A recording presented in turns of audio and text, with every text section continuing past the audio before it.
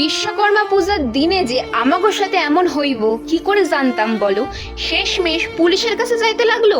চলো ভিডিওটা শুরু করা যাক। বিশ্বকর্মা পুজোর দিনে আমি যাইতাছি আমার বাবার গ্যারেজে। হ্যাঁ, আমার বাবার গ্যারেজে পুজো হবে, বিশ্বকর্মা পুজো, তাই দলবল পাকায় সবাই যাইতাছি। এত বছর ধরে বাবার গ্যারেজে পূজা হয়, বাপের জন্মেও বাবার গ্যারেজে যাই নাই। হ্যাঁ, আমাকে কই নাই যে তোরা চ আমার গ্যারেজে, মানে তোমরা বুঝতেই পারছো যে প্রথমবার যাইতেছি। তার মধ্যে বাবাও যাইতেছে না আমার সাথে, বাবা তো কালকের থেকে গ্যারেজেই আছে, সব কাজকর্ম একাই করতেছে। বিশেষ করে আমার মা পাইতেছে ভয়, এমনিতেই তো জায়গা চিনি না। 2 নম্বর টোটোতে উঠা দেখি মোবাইলের রিচার্জ শেষ, এখন কি হইব, ভয়ে ভয়ে যাইতেছি। তার মধ্যেও মুখে রাখছি হাসি তোমাদের জন্য। টোটোওয়ালারে যে জায়গায় নামাইতে করছে নামাই দিয়ে তার ডিউটি কমপ্লিট করে টোটোওয়ালা চলে গেছে। তারপর কি করছি জানো, কতগুলো দাদু কাকারে কইতেছিলাম, দাদু ফোন হইব তোমার কাছে, কাকু ফোন হইব তোমার কাছে, কেউ ফোন দিল না। লাস্ট ফিনিশে এই দাদাটা ফোন দিল আমাকে ফোন করার জন্য। আমার মা তো পুরা ঘাবড়াই দিয়া কাইন্দা দিছে। আমার বাবারে কইতেছে তুমি কই গো, তুমি কই, তোমারে পাইতাছি না গে।